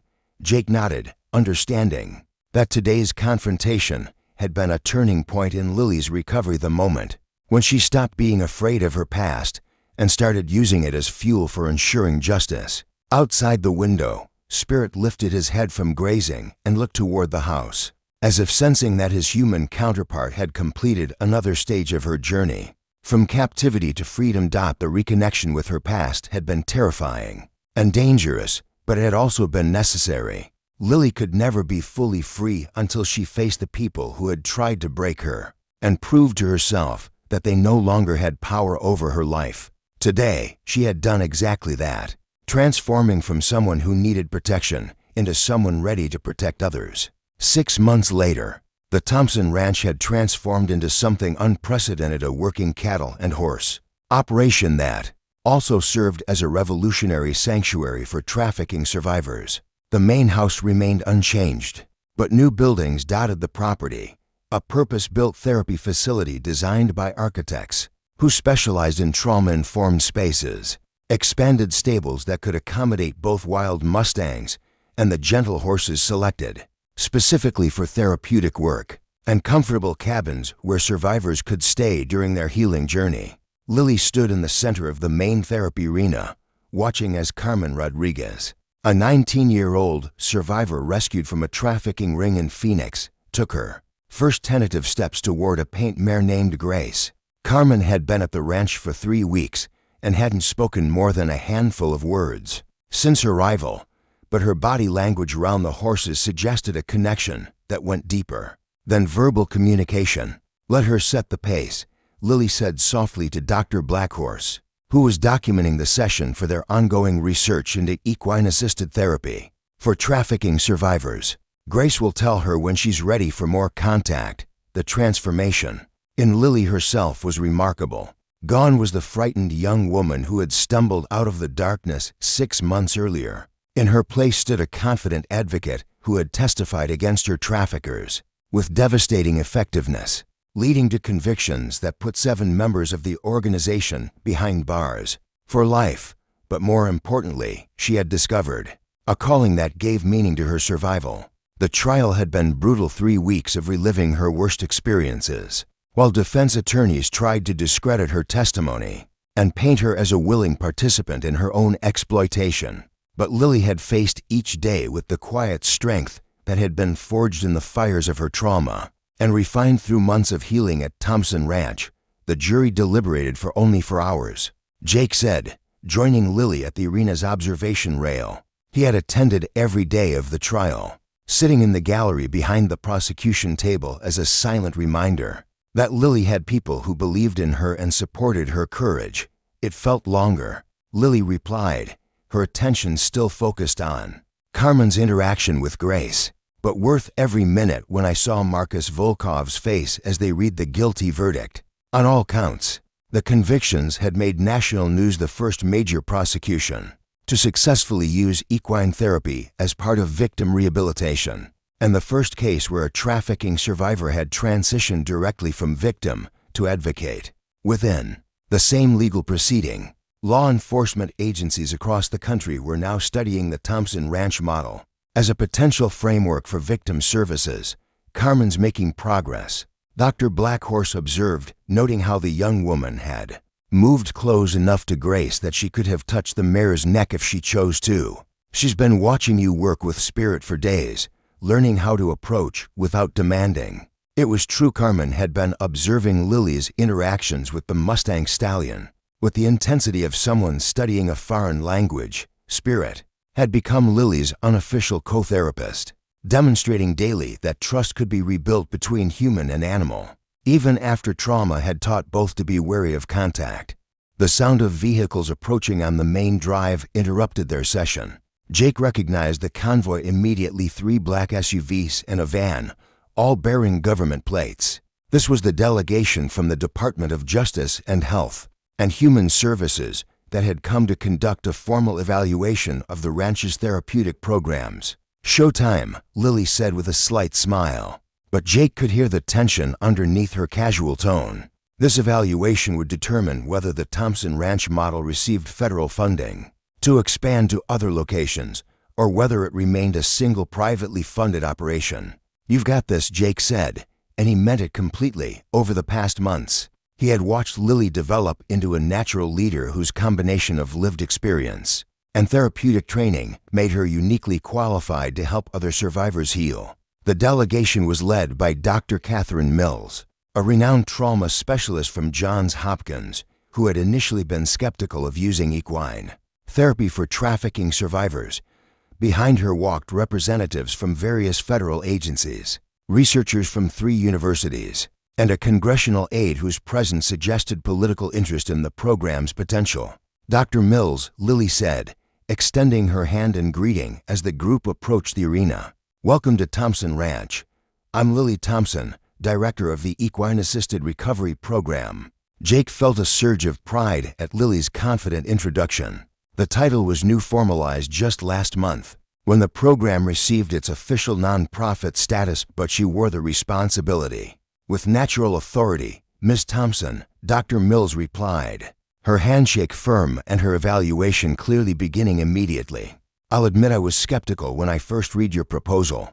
Equine therapy is well established for PTSD, but trafficking survivors present unique challenges that traditional therapy approaches often struggle to address. That's exactly why horses are so effective," Lily replied, gesturing toward where Carmen continued her careful approach to grace. "Trafficking teaches victims that human contact always comes with demands, expectations, and potential violence. Horses don't make those same demands. They respond to authenticity and calm presence rather than performance or compliance." Dr. Mills moved closer to observe Carmen's session. Her professional attention focused on the subtle interactions between human and animal.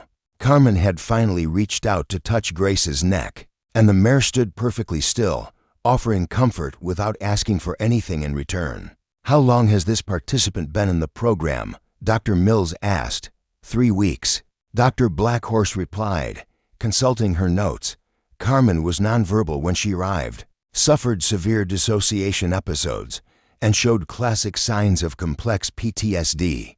This is the first time she's voluntarily touched another living being since her rescue." The impact of that statement rippled through the delegation. Several members exchanged glances, recognizing the significance of what they were witnessing. Traditional therapy approaches often took months to achieve the level of trust and engagement that Carmen was demonstrating after just 3 weeks with horses. "What's your success rate?" asked the congressional aide, a young woman whose questions suggested she was evaluating political viability rather than therapeutic effectiveness. "Every survivor who completes our program leaves with job skills, emotional stability, and a support network," Lily replied. "Some choose to stay and work here at the ranch. Others move on to college or other careers, but none have returned to trafficking situations, and all maintain contact with our aftercare program." It was an impressive track record that had been achieved through careful selection of participants, intensive support, and the unique healing environment that Jake had created at Thompson Ranch. But Lily knew the real test would come when Dr. Mills interviewed the survivors directly. "I'd like to speak with your current residents," Dr. Mills said, confirming Lily's expectation, both individually and as a group. "If they're comfortable with that arrangement." "Of course," Lily agreed. "We never require participation in evaluations, but most of our residents are eager to share their experiences if it means helping other survivors access similar programs." As the delegation moved toward the main therapy building, Jake caught Lily's arm gently. "How are you handling this?" he asked quietly. "It's a lot of pressure. I'm nervous," Lily admitted, but not scared. "These people have the power to help us save hundreds of survivors if they approve funding for expansion. That's worth being nervous about." The group interview took place in the ranch's main conference room, a space designed to feel more like a comfortable living room than an institutional meeting facility. 5 current residents sat in a circle with Lily and Dr. Mills, while other delegation members observed from nearby chairs. Carmen surprised everyone by speaking first. her voice quiet but clear as she addressed Dr. Mills directly.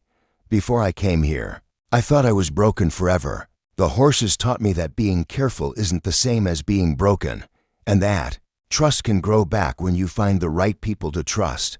The statement was profound, coming from someone who had been nonverbal just hours earlier, and Dr. Mills made notes with obvious interest. Other residents shared similar insights, how horses had helped them reconnect with their own instincts, how caring for animals had restored their sense of nurturing capability, how the ranch's remote location had allowed them to heal without constantly watching for threats. What makes this program different from traditional therapy approaches?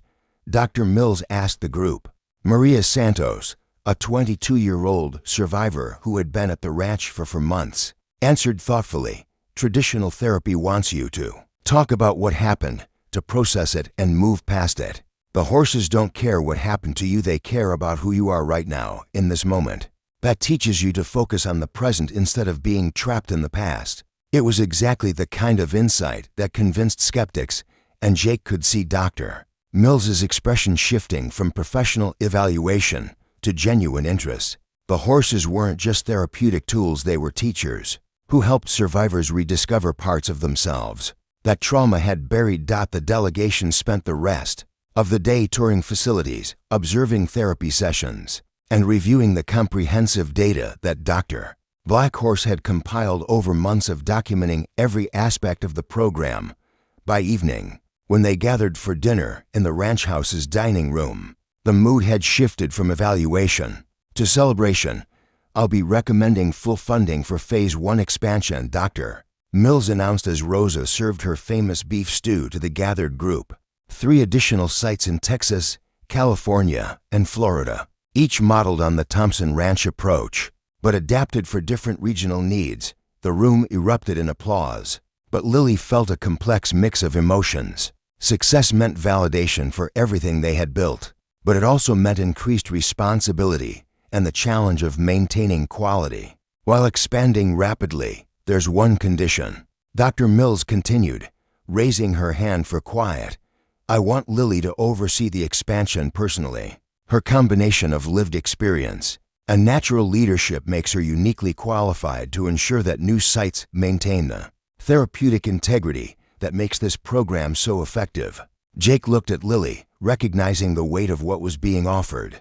This wasn't just funding, it was the opportunity to transform her survival into a national movement that could help thousands of trafficking survivors heal and rebuild their lives. "I accept," Lily said, her voice carrying the same quiet determination that had sustained her through testimony against her traffickers. "But I have one requirement of my own." Dr. Mills raised an eyebrow, clearly intrigued by what conditions a trafficking survivor might place on federal funding. "Every new site has to include wild horse rescue as part of its mission," Lily said firmly. "The horses that help our survivors heal should themselves be rescued from euthanization or neglect. Healing works both ways, humans and horses saving each other." It was a perfect encapsulation of the philosophy that had made Thompson Ranch so effective. Rather than seeing survivors as broken people needing to be fixed, the program recognized them as natural healers whose experiences had given them unique capabilities for nurturing other wounded creatures. "Agreed," Dr. Mills said immediately. "In fact, that connection between human and animal rescue could become a central part of our advocacy for continued funding." As the evening progressed and the delegation prepared to leave the next morning, Jake found himself reflecting on the extraordinary journey that had brought them to this point. Less than a year ago, he had been a successful rancher living alone with his horses and cattle. Now he was the co-founder of a revolutionary therapeutic program that was about to expand across the country. But the real transformation belonged to Lily, who had evolved from a terrified trafficking victim into a nationally recognized advocate whose work would impact thousands of lives. She had discovered that her survival wasn't just personal victory. It was preparation for a life dedicated to ensuring that other survivors found the same healing and hope that she had discovered at Thompson Ranch. "We did it, Spirit," she whispered to the horse who had been her first teacher in learning to trust again. "We're going to help hundreds of others find what we found here." The stallion nickered softly in response, and Lily understood that he approved of the path they were taking. Together, they had learned that healing wasn't about forgetting the past or returning to who they had been before trauma. It was about becoming something new and stronger survivors who could help other survivors. Healers who understood healing because they had walked the same difficult path themselves. Tomorrow would bring new challenges as they began planning the expansion that would take the Thompson Ranch model nationwide. But tonight, Lily was content to stand in the darkness with her four-legged co-therapist, surrounded by the vast freedom of Montana wilderness and the unshakable knowledge that her suffering had been transformed into purpose that would echo far beyond her own healing journey. 5 years had passed since the first federal funding approval, and the transformation was nothing short of miraculous. What had begun as one ranch in Montana had grown into a network of 12 therapeutic facilities across the United States, each one combining wild horse rescue with survivor rehabilitation in ways that revolutionized trauma recovery. Lily stood on the stage of the International Conference on Human Trafficking, looking out at an audience of 2,000 law enforcement officers, social workers, and advocates from 43 countries. At 27, she had become the youngest person ever to receive the United Nations Global Award for Human Rights Advocacy. But today's speech wasn't about recognition, it was about the hundreds of survivors whose lives had been transformed by the program she and Jake had pioneered. When I was sold for the third time at age 18, Lily began, her voice carrying clearly through the convention center's sound system. My captors told me I was worthless property that would be discarded when I was no longer profitable. Today, I stand before you as the director of a program that has helped over 400 trafficking survivors reclaim their lives, their voices, and their futures. In the audience, Jake Thompson sat in the front row wearing his one good suit and the uncomfortable expression of someone who preferred ranch work to formal ceremonies. Beside him sat Rosa Martinez, now 68 and officially retired, but still traveling to every major speaking engagement as Lily's self-appointed guardian angel. The presentation that followed was a masterclass in turning personal trauma into systematic change. Lily showed before and after videos of survivors working with rescued Mustangs, shared statistical data that proved the program's 94% success rate in preventing rape trafficking, and outlined expansion plans that would bring equine-assisted therapy to 15 additional countries within the next 3 years. But it was her final segment that brought the audience to their feet in thunderous applause.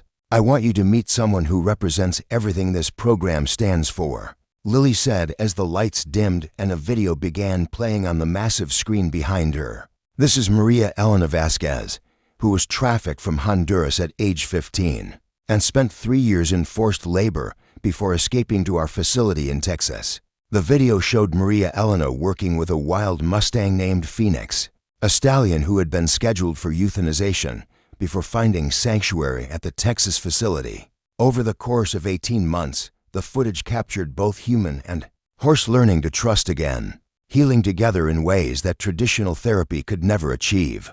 Maria Elena completed our program 2 years ago. Lily continued as the video showed the young woman graduating from veterinary school. She now runs her own practice specializing in rescued animals and has personally helped establish 3 new therapeutic facilities in Central America. She transformed her survival into a mission to save others, both human and animal.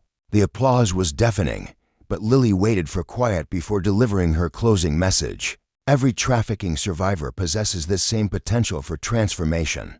Our job isn't to fix broken people, it's to provide the safety, support, and purpose that allows natural healing to occur. When we rescue horses and humans together, both species remember what freedom feels like. After the conference, Lily found herself back at the original Thompson Ranch for the first time in 6 months. The property had evolved significantly since those early days. Additional buildings, expanded facilities, and a steady stream of visitors from around the world who came to study the program. That had started with one broken girl and one gentle cowboy who refused to drive past someone in need. Spirit, now 14 years old, remained the unofficial ambassador of the program. The Mustang stallion had helped train dozens of therapy horses, and worked directly with over 100 survivors. But his bond with Lily remained unique and profound. "How does it feel to be famous?" Jake asked as they stood together in spirits. "Pasture, watching the sunset paint the Montana sky in shades of gold and crimson." "Surreal," Lily replied honestly. "Sometimes I look at everything we've built and can't believe it started with you finding me on that highway. If you had driven past that night, I didn't." Jake interrupted gently, "And you didn't give up. When things got hard, that's what matters." They were interrupted by the sound of a vehicle approaching, not unusual, given the ranch's status as a pilgrimage site for trauma specialists and survivor advocates. But this visitor was different. A young woman emerged from a rental car, moving with the careful hypervigilance that Lily recognized immediately. "Are you Lily Thompson?" the woman asked, her voice barely above a whisper.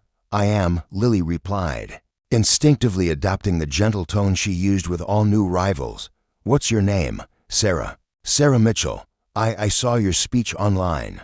I escaped from traffickers in Seattle 3 months ago, and I've been living in shelters, trying to figure out what comes next." Jake and Lily exchanged glances, both recognizing the moment when their story came full circle. Here was another survivor seeking sanctuary, another person who needed to learn that healing was possible. "You're safe here," Lily said, extending her hand in invitation. "Would you like to meet some horses who understand exactly what you've been through?" As Sarah nodded tentatively, Spirit approached the fence line with his usual careful assessment of new humans. The stallion studied Sarah for a long moment, then nickered softly, the same sound of recognition and welcome he had offered Lily 5 years earlier. "He's beautiful," Sarah whispered, and for the first time since her arrival, her voice carried something other than fear. "His name is Spirit," Lily said, opening the gate to allow Sarah into the pasture. "He was captured by the government and scheduled for euthanization before Jake rescued him. He knows what it's like to be someone's property and then discover freedom." As Sarah took her first tentative steps toward the horse who would begin her healing journey, Jake watched Lily transform once again from international advocate back to the gentle mentor who understood that every survivor's path began with that first moment of believing safety was possible. "We'll need to call Dr. Blackhorse," Jake said quietly, already making mental notes about Sarah's needs and the program adjustments that would help her heal. "Already on it," Lily replied, pulling out her phone to contact the veteran therapist who still oversaw all new intakes, despite having trained dozens of other specialists. Later that evening, as Sarah settled into the same blue guest room that had been Lily's first sanctuary, the full circle nature of their story became undeniably clear. The broken girl who had once stood in that room, afraid to hope for tomorrow, had become the advocate who would guide Sarah through her own transformation. "Do you ever wonder who you might have become if none of the trafficking had happened?" Jake asked as they sat on the front porch, listening to the peaceful sounds of horses settling for the night. Lily considered the question seriously before answering. "I used to wonder about that, but I think I became exactly who I was meant to be. The trauma was horrible, but it gave me the ability to help others in ways I never could have if I'd lived a safe, normal life. My suffering had purpose." It was a profound statement from someone who had transformed the worst experiences of her life into a mission that had already saved hundreds of lives and would continue saving thousands more. The Thompson Ranch model was being replicated on 6 continents, proving that healing could happen anywhere when humans and animals worked together to overcome trauma. "What's next?" Jake asked, though he suspected he already knew the answer. "Sarah's recovery," Lily replied without hesitation. "Then the next survivor who finds us, and the one after that. Each person who heals here goes out and helps others heal.